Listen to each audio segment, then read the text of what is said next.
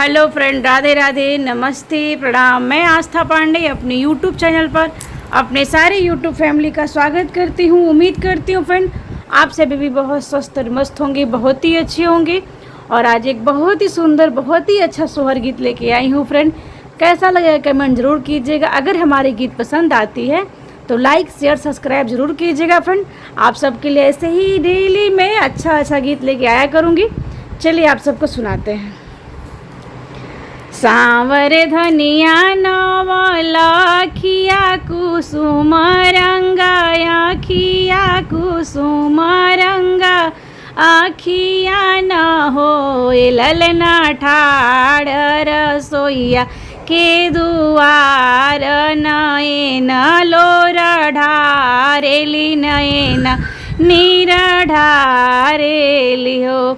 सांवर धनिया नवलखिया कुसुम रंगा, आखिया कुसुम रंगा, आखिया न हो ललना ठाड़ी रसोईया के दुवरिया, नयन लोर ढारेली नयन लोर ढारेली हो। दुअर से आवेले कवन राम धानी, मुहवानी रखेले धानी, मुहवानी रखेले हो। हे धानी काहे तोहरे मानवा उदासल, काहे रे नीर ढारेलू, काहे रे नीर ढारेलू हो।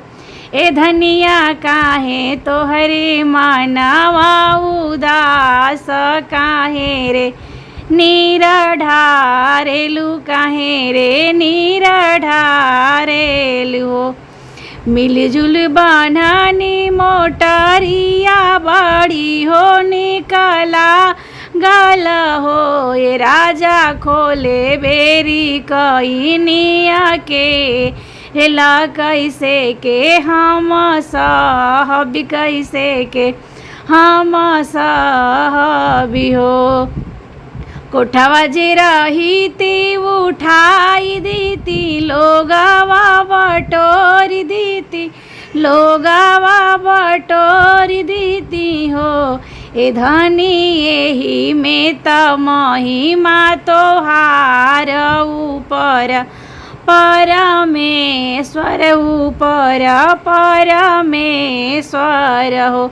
ए धनी यही में त मेहनत तोहार ऊपर परमेश्वर, ऊपर परमेश्वर हो। सांवर धनिया नवलखिया कुसुम रंगा, आखिया कुसुम रंगा, आखिया न हो ललना ठाड़ी रसोईया के दुआर, नयन नीर ढारेली नयन नीर ढारेली हो।